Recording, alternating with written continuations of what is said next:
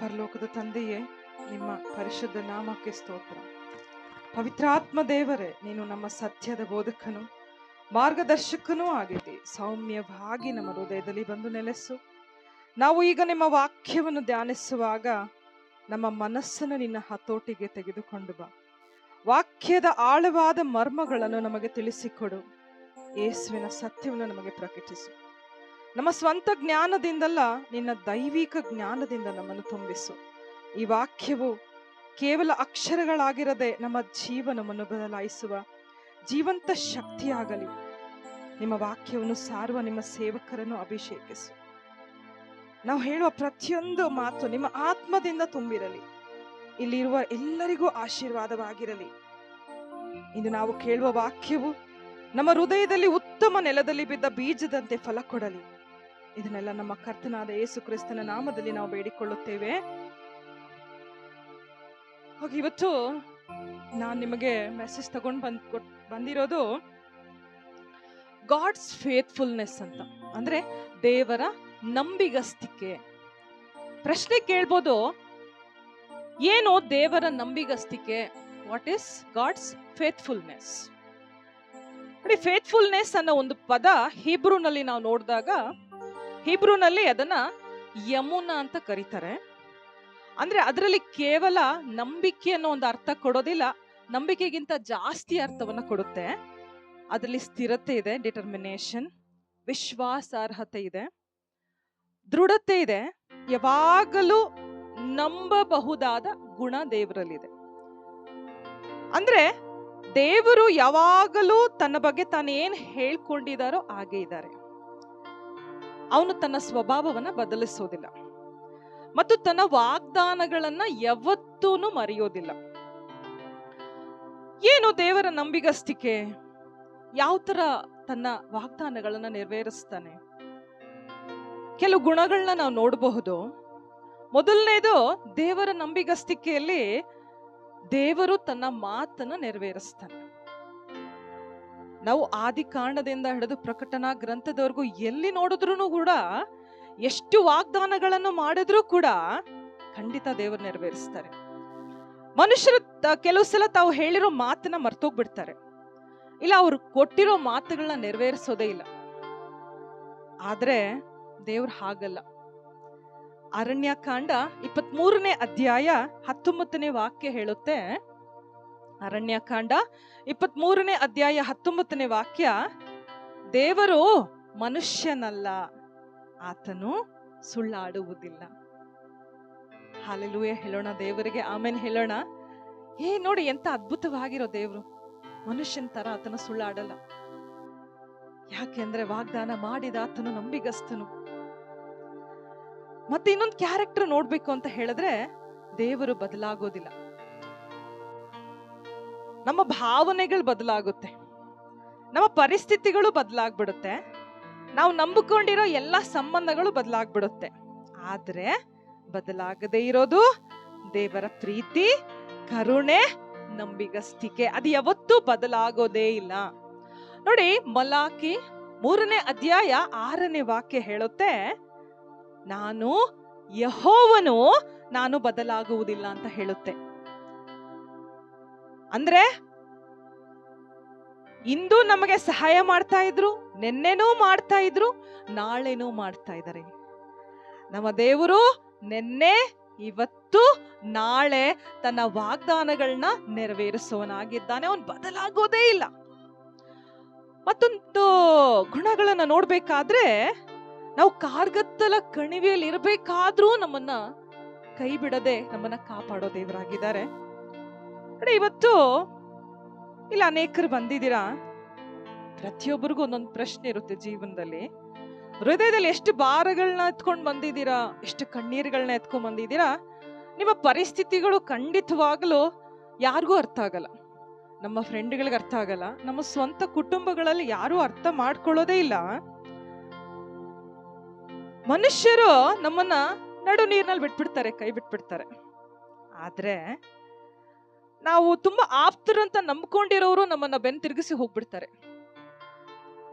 ಒಂದ್ ಮಾತು ನೆನ್ಪಿಟ್ಕೊಳ್ಳಿ, ಇಡೀ ಲೋಕನೇ ಮರ್ತೋದ್ರು ನಿಮ್ಮ ಬೆನ್ನ ಹಿಂದೆ ನಿಂತು ನಿಮ್ಮ ಕಣ್ಣೀರನ್ನು ಒರೆಸಿ ನಾನು ನಿನ್ನನ್ನು ಕೈ ಬಿಡುವುದಿಲ್ಲ ಎಂದು ಸಮಾಧಾನ ಪಡಿಸುವ ಒಬ್ಬೇ ಒಬ್ಬ ತಂದೆ ನಮ್ಮ ಜೊತೆಗಿದ್ದಾರೆ. ಅವರೇ ಯೇಸು ಸ್ವಾಮಿ. ಯೆಶಾಯ 49ನೇ ಅಧ್ಯಾಯ 15-16 ವಾಕ್ಯ ನೋಡಿದ್ರೆ, ತಾಯಿ ತನ್ನ ಮಗನನ್ನು ಮರಿತಾಳೆ. ಇಲ್ಲಿರೋ ತಾಯಂದ್ರಿಗೆಲ್ಲ ಒಂದು ಪ್ರಶ್ನೆ ಕೇಳಿದ್ರೆ, ನೀವು ನಿಮ್ಮ ಮಕ್ಕಳನ್ನ ಮರ್ತೋಗ್ತೀರಾ? ಮರ್ತೋಗೋದಿಲ್ಲ. ಆದ್ರೆ ವಾಕ್ಯ ನೋಡಿ, ತಾನು ಹೆತ್ತ ಮಗನಿಗೆ ಕನಿಕರ ತೋರದೆ ಇರುತ್ತಾಳೆ? ಕ್ವೆಶ್ಚನ್ ಮಾರ್ಕ್ ಇದೆ. ಒಂದು ವೇಳೆ ಮರೆತರೂ ನಾನು ನಿನ್ನನ್ನು ಮರೆಯುವುದಿಲ್ಲ. ಈಗೋ ನಿನ್ನನ್ನು ಅಂಗೈಗಳಲ್ಲಿ ಕೆತ್ತಿಕೊಂಡಿದ್ದೇನೆ. ಅವ್ರು ಬರ್ಕೊಂಡ್ರೆ ಅಳ್ಸೋಗ್ತಾ ಇತ್ತು ಏನೋ ಅಲ್ವಾ? ನೋಡಿ, ದೇವರು ನಮ್ಮನ್ನ ನೆನಪಿಟ್ಕೊಂಡಿಲ್ವಂತೆ. ಅವರ ಅಂಗೈಯಲ್ಲಿ ನಮ್ಮ ಹೆಸರನ್ನ ಕೆತ್ಕೊಂಡಿದ್ದಾರೆ. ಎಂತ ಒಂದು ನಂಬಿಗಸ್ತ ದೇವರಾಗಿದ್ದಾರೆ ನಮ್ಮ ದೇವರು. ಇನ್ನೊಂದು ಗುಣ ನೋಡ್ಬೇಕು ಅಂತ ಹೇಳಿದ್ರೆ ದೇವರದು, faithful in our deepest pain ಅಂತ ಹೇಳ್ತಾ ಇದ್ದಾರೆ. ಅಂದ್ರೆ ಕಣ್ಣೀರಿನ ಕಣಿವೆನಲ್ಲಿ ನಂಬಿಗಸ್ತ ದೇವರು. ಕೆಲವು ಸಂದರ್ಭಗಳು ಬಂದ್ಬಿಡುತ್ತೆ ಜೀವನದಲ್ಲಿ, ಎಲ್ಲಾರು ಪ್ರಶ್ನೆ ಕೇಳೋ, ದೇವ್ರೆ ನೀನ್ ಎಲ್ಲಿದ್ಯಾ ಅಂತ ಎಲ್ಲಾರು ಕೇಳಿರ್ತೀವಿ ಪ್ರಶ್ನೆ. ಎಲ್ಲಪ್ಪ ಇದೆಯಾ ನೀನು? ನನ್ ಇಷ್ಟು ಪ್ರಾರ್ಥನೆ ಮಾಡ್ತಾ ಇದ್ದೀನಿ, ಉಪವಾಸ ಮಾಡ್ತಾ ಇದ್ದೀನಿ, ನಾನು ಎಲ್ಲರಿಗೂ ಒಳ್ಳೇದ್ ಮಾಡ್ತಾ ಇದ್ದೀನಿ, ನನ್ ಪ್ರಾರ್ಥನೆ ಕೇಳಿಸ್ತಾ ಇಲ್ವಾ ಅಂತ ಅನ್ನಿಸ್ಬಿಡುತ್ತೆ. ಕೆಲವು ಸಲ ದೇವರು ಮೌನವಾಗಿ ಇದ್ರೂ ಕೂಡ ಒಂದು ನೆನ್ಪಿಟ್ಕೊಳ್ಳಿ, ಆತನು ಆ ಮೌನದಲ್ಲೂ ಒಂದು ಕಾರ್ಯ ಮಾಡ್ತಾ ಇದ್ದಾನೆ ನಿಮ್ಗೋಸ್ಕರ. ಇದಕ್ಕೊಂದು ಉದಾಹರಣೆ ನಾವು ಬೈಬಲ್ ಇಂದ ಒಂದು ನೋಡ್ಬೇಕಂತ ಹೇಳಿದ್ರೆ, ಯೋಸೇಫ ಎಲ್ಲರಿಗೂ ಗೊತ್ತು, 1000 ಸತಿ ಕೇಳಿರ್ತೀರ ನೀವು. ಆದ್ರೂ ಇವೆಲ್ಲ ಉದಾಹರಣೆಗಳು ನಾವು ಪದೇ ಪದೇ ಕೇಳ್ತಾ ಇರ್ಬೇಕಾದ್ರೆ ನಮ್ಮ ವಿಶ್ವಾಸನ ಎತ್ತಿ ಕಟ್ಟುತ್ತೆ ಈ ಉದಾಹರಣೆಗಳೆಲ್ಲ. ಯೋಸೇಫನ್ ಬಗ್ಗೆ ನೋಡ್ಬೇಕಂತ ಹೇಳಿದ್ರೆ ನೋಡಿ, ಎಲ್ಲ ತರದಿಂದಲೂ ಅವನು ಬಾಧಿಸಲ್ಪಡ್ತಾನೆ. ಕೆಲವು ಸಲ ನಮ್ಮ ಕುಟುಂಬದಲ್ಲಿ ಯಾರು ನಮ್ಮನ್ನ ಅರ್ಥ ಮಾಡ್ಕೊಳ್ತಿಲ್ಲ ಅಂತ ಹೇಳ್ತಿರಲ್ಲ, ಅವನು ಸಹ ಇದೆ. ಅವನ ಸ್ವಂತ ಅಣ್ಣಂದ್ರೆ ಅವನ ಹಳ್ಳಕ್ಕೆ ಹಾಕ್ಬಿಡ್ತಾರೆ, ಸ್ವಂತ ಅಣ್ಣಂದ್ರೆ ಅವನ ಗುಲಾಮನನ್ನಾಗಿ ಮಾರ್ಬಿಡ್ತಾರೆ. ಆಮೇಲೆ ಯೋಸೇಫನು ಆ ಐಗುಪ್ತ ದೇಶದ ಸೆರೆಮನೆಯಲ್ಲಿರ್ತಾನೆ. ಪಾಪ ಅವನಿಗೆ ಅವಾಗ 17-18 ವಯಸ್ಸು ಅಷ್ಟೇ, ತುಂಬಾ ಯೌವನಸ್ಥನಾಗಿರ್ತಾನೆ. ಆ ಸಮಯದಲ್ಲಿ ಯೋಚನೆ ಮಾಡಿ, ಕತ್ತಲೆ ಕೋಣೆಯಲ್ಲಿ ಅವನು ಏನು ಮಾಡದೇ ಇರೋ ತಪ್ಪುಗಾಗಿ ದಂಡನೆನ ಅನುಭವಿಸ್ತಾ ಇದ್ದ. ಅವಾಗ ಎಷ್ಟೊಂದು ನೊಂದ್ಕೊಂಡಿರ್ತಾನೆ ಅಂತ ಹೇಳಿದ್ರೆ, ಅವನ್ನ ಭೇಟಿ ಆಗೋದಕ್ಕೆ ಯಾರು ಬಂದಿಲ್ಲ, ಸಾಂತ್ವನ ಹೇಳಕ್ ಅಮ್ಮನೂ ಇಲ್ಲ, ಅವನಿಗೆ ಪ್ರೀತಿ ತೋರ್ಸಕ್ ತಂದೆನೂ ಇಲ್ಲ. ಎಷ್ಟೋ ರಾತ್ರಿಗಳು ಅವನ ಕಣ್ಣೀರಿಂದ ಕೈ ತೊಳ್ದಿರ್ತಾನೆ, ತುಂಬಾ ದುಃಖ ಪಟ್ಟಿರ್ತಾನೆ. ಆದ್ರೆ ಆದಿಕಾಂಡ 39-21 ವಾಕ್ಯ ಹೇಳುತ್ತೆ, ಯೆಹೋವನು ಯೋಸೇಫನ ಸಂಗಡ ಇದ್ದನು. ಆ ಕತ್ತಲೆ ಕೋಣೆಯಲ್ಲೂ ಕೂಡ ಯೆಹೋವನು ಯಾರ ಜೊತೆ ಇದ್ರು? ಯೋಸೇಫನ ಸಂಗಡ ಇದ್ದನು. ನೋಡಿ, ಯೋಸೇಫನ ಒಂದು ನಂಬಿಗಸ್ತಿಗೆ ನೋಡ್ಬೇಕಂತ ಹೇಳಿದ್ರೆ, ಆದಿಕಾಂಡ 39:7-12 ವಾಕ್ಯಗಳನ್ನ ನೋಡಿದಾಗ, ಈ ಪೋಟಿಫರನ ಹೆಂಡತಿ ತನ್ನ ಜೊತೆ ಅವಳನ್ನ ಮಲಗಕ್ಕೆ ಪ್ರೇರೇಪಿಸ್ತಾಳೆ, ತುಂಬಾ ಪ್ರಚೋದಿಸ್ತಾಳೆ. ಆದ್ರೆ ಅವನು 39:9 ವಾಕ್ಯದಲ್ಲಿ ಹೇಳ್ತಾನೆ, ನಾನು ಈ ಮಹಾ ದುಷ್ಟತನವನ್ನು ಮಾಡಿ ದೇವರ ವಿರುದ್ಧ ಹೇಗೆ ಪಾಪ ಮಾಡಲಿ? ನನಗೆ ದೇವರ ವಿರುದ್ಧ ಪಾಪ ಮಾಡಕ್ ಇಷ್ಟ ಇಲ್ಲ. ನೋಡಿ, ಅಲ್ಲಿ ಯಾರು ನೋಡ್ತಿರ್ಲಿಲ್ಲ. ಅವಳು ಪೋಟಿಫರನ ಹೆಂಡತಿ ಅವನ್ನ ಪ್ರಚೋದನೆ ಮಾಡಿದಾಗ ಆ ಸಮಯದಲ್ಲಿ ಯೋಚನೆ ಮಾಡಿ ಪದೇ ಪದೇ ಅವನ್ನ ಪೀಡಿಸ್ತಾ ಇರ್ಬೇಕಾದ್ರೆ ಅವನಿಗೊಂದು ಭಯ ಇತ್ತು ದೇವರ ಮೇಲೆ. ಇಲ್ಲಿ ಯಾರು ನೋಡ್ತಾ ಇರದೇ ಇರ್ಬೋದು, ಆದ್ರೆ ದೇವರ ಕಣ್ಣುಗಳು ಮರೆಯಾಗ್ಲಿಲ್ಲ.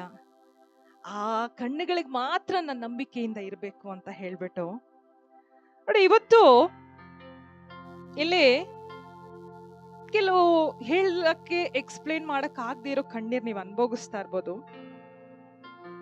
ಯೋಸೇಫನನ್ನ ಸೆರೆಮನೆಯಲ್ಲಿ ಇಟ್ಟಿರೋ ತರ ನಿಮಗೂ ಕೆಲವು ಸೆರೆಮನೆಯ ಪರಿಸ್ಥಿತಿಗಳಿರ್ಬೋದು. ಆದ್ರೆ ಯೋಸೇಫನನ್ನ ದೇವರು ಅಂತ ಕಷ್ಟದಿಂದ ಒಂದು ದಿನ ಉನ್ನತ ಸ್ಥಾನಕ್ಕೆ ಇರಿಸಿ ಸರ್ವಾಧಿಕಾರಿಯನ್ನಾಗಿ ಮಾಡ್ತಾರೆ. ಅದೇ ದೇವರು ಇವತ್ತು ನಿಮ್ಮ ಕಣ್ಣೀರನ್ನ ಒರೆಸ್ತಾರೆ. ಸೇಮ್ ಗಾಡ್, ಅವ್ರು ಚೇಂಜ್ ಆಗಲ್ಲ. ಅದೇ ನಾನು ಹೇಳ್ತಾ ಇರೋದು, ಬದಲಾಗದ ದೇವರು ಅವರು ಅಂತ ಹೇಳ್ಬಿಟ್ಟು ತನ್ನ ವಾಗ್ದಾನಗಳನ್ನ ಖಂಡಿತವಾಗ್ಲೂ ನೆರವೇರಿಸ್ತಾನೆ. ಇನ್ನೊಂದ್ರಲ್ಲಿ ನೋಡ್ಬೇಕಂತಲ್ಲ, ಇನ್ನೊಂದು ಗುಣ ನೋಡ್ಬೇಕಂತ ಹೇಳಿದ್ರೆ ನೋಡಿ, ನಮ್ಮ ನಂಬಿಕೆ ಎಲ್ಲ ಕಳ್ಕೊಂಡಾಗ, when we lost all hopes, ನಮ್ಮ ನಂಬಿಕೆಯನ್ನ ಕಳ್ಕೊಂಡಾಗ ಕೂಡ ವಾಗ್ದಾನ ನೆರವೇರಿಸ್ತಾನೆ.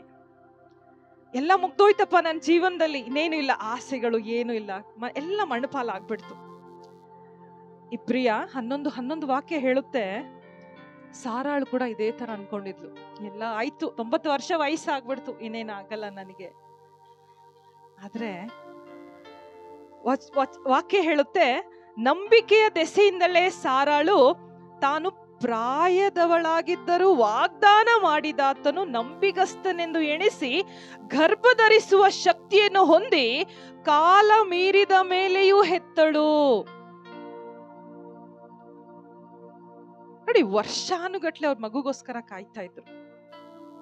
ವಯಸ್ಸಾಗೋಗ್ಬಿಟ್ಟಿದೆ, ಶರೀರನು ಸಪೋರ್ಟ್ ಮಾಡ್ತಾ ಇಲ್ಲ, ವಯಸ್ಸಾಗ್ಬಿಡ್ತು, ಎಲ್ಲ ಇಡೀ ಸಮಾಜ ಅಷ್ಟು ವರ್ಷಗಳು ಇವ್ರನ್ನ ಹೀಯಾಳ್ಸಿರುತ್ತೆ.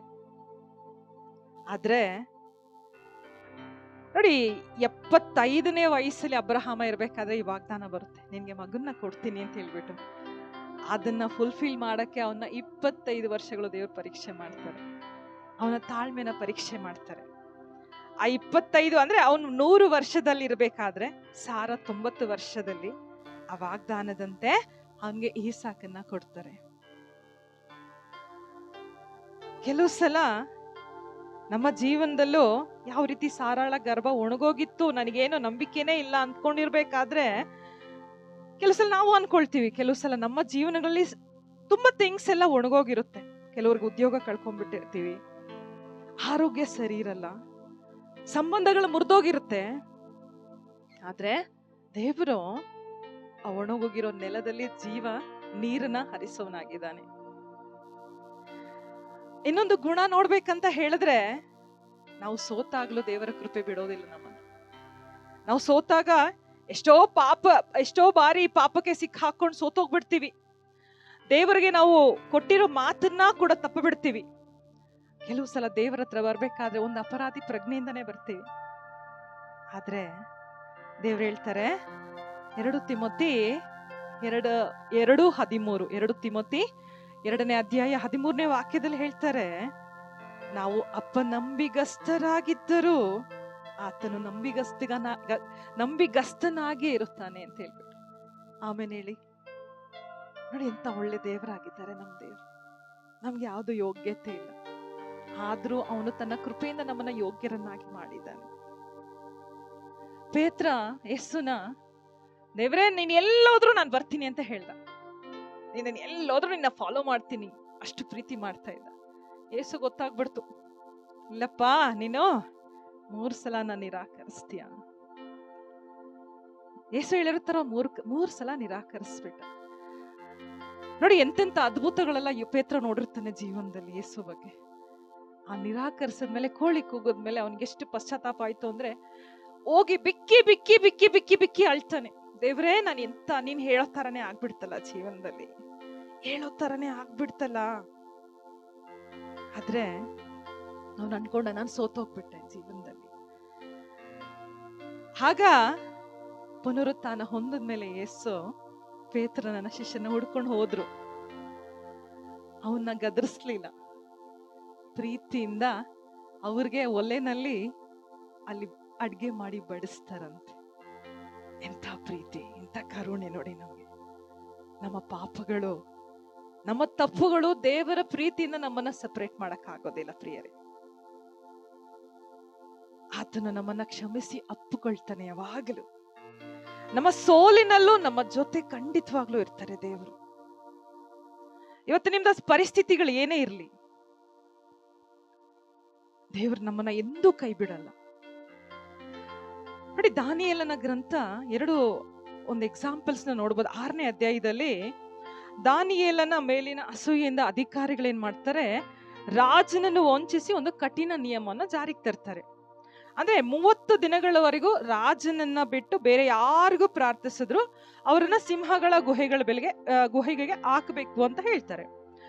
ದಾನಿಯೇಲನು ಈ ರಾಜಾಜ್ಞೆಯನ್ನ ಲೆಕ್ಕಿಸದೆ ಅವನೇನ್ ಮಾಡ್ತಾನೆ, ನಿಜವಾದ ದೇವರಲ್ಲಿ ತಾನು ಪ್ರಾರ್ಥಿಸೋದನ್ನ ಮುಂದುವರಿಸ್ತಾನೆ. ಆದ್ರೆ ಇದನ್ನ ಕಂಡು ಹಿಡಿದ್ಬಿಟ್ಟು ಅಧಿಕಾರಿಗಳೇನ್ ಮಾಡ್ತಾರೆ, ರಾಜನಿಗೆ ಹೇಳಿ ಅವನ ಗುಹೆಗೆ ಹಾಕಿಸ್ಬಿಡ್ತಾರೆ.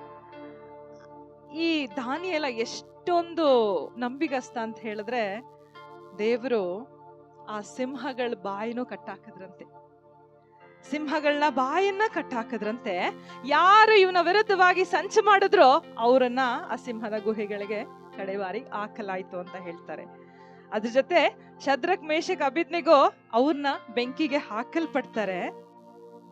ನೋಡಿ, ನೆಬೂಕದ್ನೆಚ್ಚರ್ ರಾಜ ದೊಡ್ಡ ವಿಗ್ರಹನ ನಿರ್ಮಾಣ ಮಾಡ್ತಾನೆ, ಎಲ್ಲಾರು ಅದಕ್ಕೆ ಅಡ್ಡ ಬೀಳ್ಬೇಕು ಅಂತ ಹೇಳ್ದ. ಎಲ್ಲರೂ ಅಡ್ಡ ಬಿದ್ರು, ಈ 3 ಜನ ಅಡ್ಡ ಬೀಳ್ಲಿಲ್ಲ. ಅವ್ರು ಹೇಳಿದ್ರು, ನಮ್ಮ ದೇವರ ಅವನೊಬ್ಬನಿಗೆ ನಾವು ಆರಾಧನೆ ಸಲ್ಲಿಸ್ತೀವಿ, ಬೇರೆ ಯಾವ ವಿಗ್ರಹಕ್ಕೂ ನಾವು ಅಡ್ಡ ಬೀಳೋದಿಲ್ಲ ಅಂತ ಹೇಳಿದ್ರು. ನೋಡಿ, ಅಷ್ಟು 1000 ಜನ ಅವನಿಗೆ ಭಯಪಟ್ಟು ಅಡ್ಡ ಬೀಳಿದ್ರು. ಆ 3 ಜನ ಎಷ್ಟು ಸ್ಪೆಷಲ್ ಆಗಿದ್ರು ನೋಡಿ ದೇವರ ದೃಷ್ಟಿಯಲ್ಲಿ.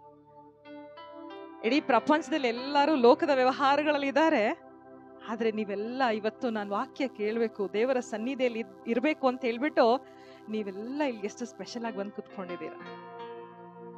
ನೀವೆಲ್ಲ ತುಂಬಾ ಡಿಫ್ರೆಂಟ್, ತುಂಬಾ ಯೂನಿಕ್ ಆಗಿದ್ದೀರಾ. ಈ ಉದಾಹರಣೆಯಲ್ಲಿ ನೋಡಿ, 7ರಷ್ಟು ಬೆಂಕಿನ ಕಾಯಿಸ್ತಾರೆ. ಆ ಕಾಯಿಸೋ ಬೇಕಾದ್ರೆ ಆ ಸೈನಿಕರೇ ಅದ್ರಲ್ಲಿ ಇದು ಸತ್ತೋಗ್ತಾರಂತೆ, ಅಷ್ಟು ಬೆಂಕಿ ಇತ್ತು. ಈ 3 ಜನನ ಹಾಕಿದಾಗ ಅವ್ರು ಏನೂ ಆಗದೆ, ಒಂದು ಸ್ವಲ್ಪ ಆಗದೆ, ಆ ರಾಜ ನೋಡ್ತಾನೆ ಇವ್ರ ಜೊತೆ 4ನೇವರು ಇದ್ದಾರೆ ಅಂತ ಹೇಳ್ಬಿಟ್ಟು ಏನೂ ಆಗ್ಲಿಲ್ಲ, ಅವ್ರಿಗೆ ವಾಪಸ್ ಬರ್ತಾರೆ.